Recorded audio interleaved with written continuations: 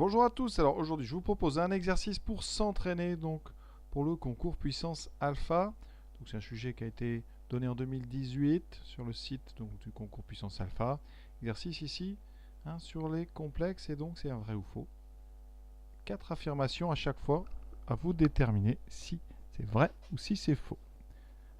On se place dans le plan complexe OUV et on considère A le point d'affixe donc moins 2i et B moins 2.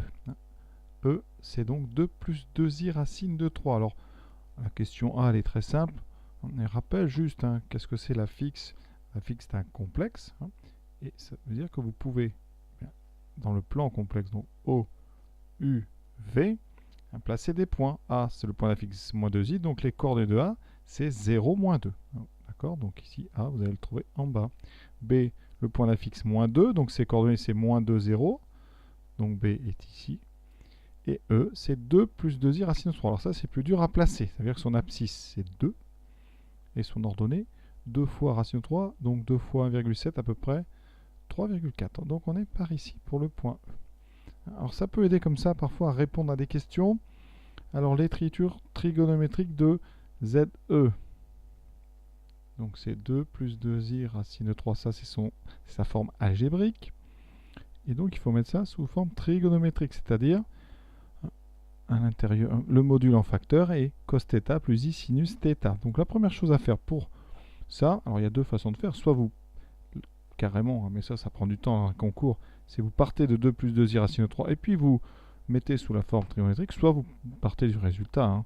On vous dit 4 cos pi sur 3, là évidemment, en temps limité, on n'a pas le choix. On va partir de ce qu'on nous propose et on va regarder combien ça vaut. Alors, cos pi sur 3, donc vous faites un petit dessin rapidement.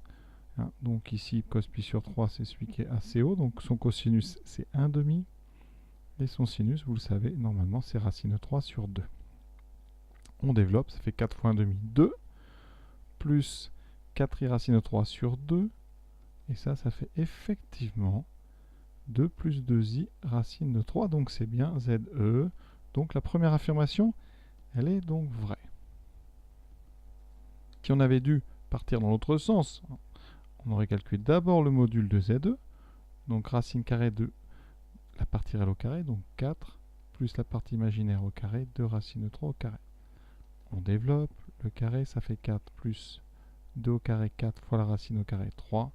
Donc on a racine de 16, ça fait 4. Et une fois qu'on a le module, on factorise le complexe par 4, justement. Ça fait donc 2 sur 4, plus 2i racine de 3 sur 4. Et on trouve, vous voyez, 4 fois 1,5, plus i racine de 3 sur 2. Quand on est là, on cherche un réel θ, tel que cos θ va 1,5, et sinus θ vaut racine de 3 sur 2. Et on sait qu'une valeur qui marche, c'est pi sur 3, et donc on arrive au bon résultat. Mais vous voyez que c'est beaucoup plus long, donc pensez à développer, c'est plus rapide. Deuxième affirmation, E est situé sur le cercle central de rayon 2. Alors qu'est-ce qu'on vient de dire sur Z2? On vient de dire que module de Z2, c'était 4. D'accord? Alors ça, eh bien on sait que le module, c'est la distance à l'origine. Donc la distance OE vaut 4. Ça veut dire que le point E, il n'appartient pas à un cercle de centraux de rayon 2, mais à un cercle de centraux et de rayon 4. D'accord? Donc l'affirmation, ici qu'on vous fait, elle est fausse. D'ailleurs, pour placer le point, on va se servir de cette information.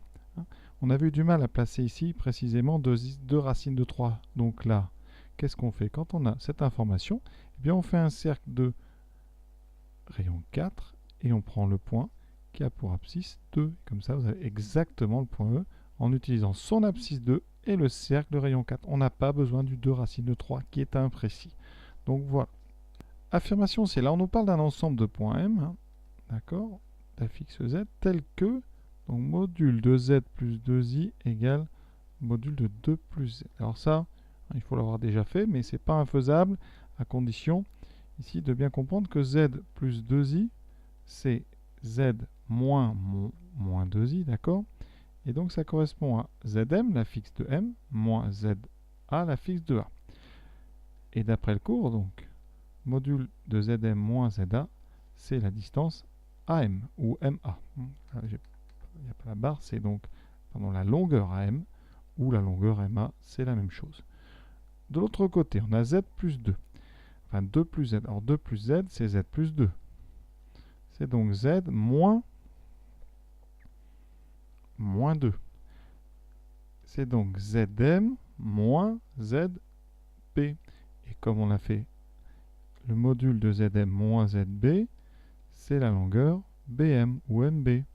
Donc, d'après tout ce qu'on a vu, l'équation elle se traduit tout simplement. À gauche, c'est la longueur AM.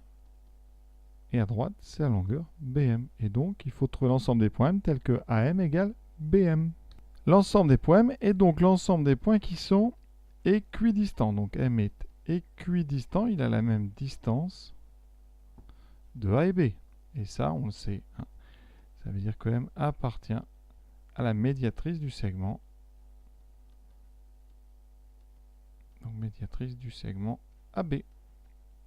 D'accord, hein, vous avez un segment, vous tracez sa médiatrice, c'est-à-dire son axe de symétrie, hein, alors ça passe par le milieu. Hein. Voilà. Et l'ensemble des points qui sont sur cette médiatrice, ce sont les points qui sont équidistants A et B. Donc vous avez toujours un triangle isocèle, et donc quand on relie l'affirmation, ben, elle est vraie. Hein. Donc vrai. Alors c'est une question qui est classique, pas simple, mais classique. Hein, à revoir. Quatrième affirmation, l'ensemble des points M d'un fixe Z tel que 2 fois ZZ bar égale 1 est un cercle de rayon 2. Alors, première chose, on va regarder ce que c'est ZZ bar. Alors ZZ bar, hein, si on écrit Z sous sa forme algébrique, c'est-à-dire A plus IB avec A et B réel, ZZ bar, ça fait A plus IB fois A moins IB. Et quand on développe, c'est une identité remarquable, il reste A carré moins I carré B carré, et comme I carré vaut moins 1, ça fait A carré plus B carré. Et là, vous devez reconnaître eh bien, le module au carré. Ça, c'est le module de Z au carré. Donc ZZ bar, ça fait module de Z au carré. Or, le module de Z, c'est la distance OM. D'accord? Donc ici, ça veut dire que 2 fois ZZ bar égale 1, ça équivaut à module de Z au carré égale donc, alors le 2, je le mets de l'autre côté, égale 1 demi. Et donc, comme tout est positif, ça veut dire que ça équivaut à Z égale donc racine de 1 demi. Donc, la distance OM, elle est constante. C'est effectivement un cercle, mais c'est un cercle de rayon.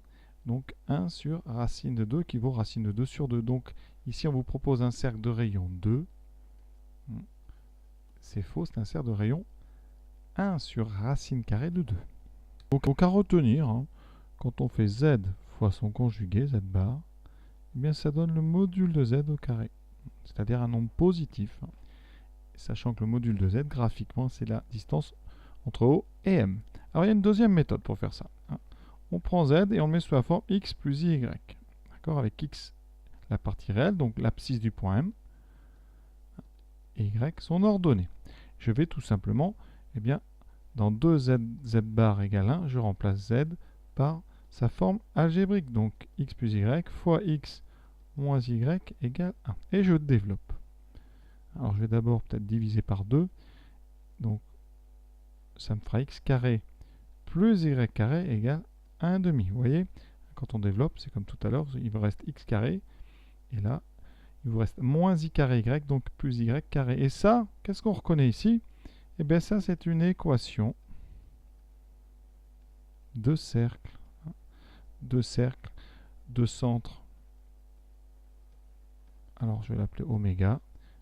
Et ici, c'est 0, 0. Et de rayon, donc la racine carrée de 1 demi. Donc on retrouve ce qu'on avait trouvé. L'affirmation, elle est donc bel et bien fausse. Alors j'aurais peut-être dû vous rappeler que l'équation cartésienne d'un cercle, on peut la mettre sous la forme x moins x oméga au carré plus y moins y oméga au carré égale au rayon au carré. Hein. X oméga et y oméga, c'est les coordonnées du centre. Et vous voyez qu'ici, ça veut dire que x oméga et y oméga, c'est 0, 0. Donc le centre ici, c'est centre, j'ai mis oméga, mais j'aurais pas dû appeler oméga. C'est de centre O, l'origine du repère. Et donc, le problème venait du rayon. le rayon au carré faisait un demi, et nous, on voulait que le rayon au carré 4. Donc, c'est faux. Exercice terminé. Exercice qui commençait facile et qui finit un petit peu plus difficile quand même. Voilà, je vous souhaite une bonne fin de journée dans ces exercices d'entraînement. On essaiera d'en faire d'autres. À très bientôt.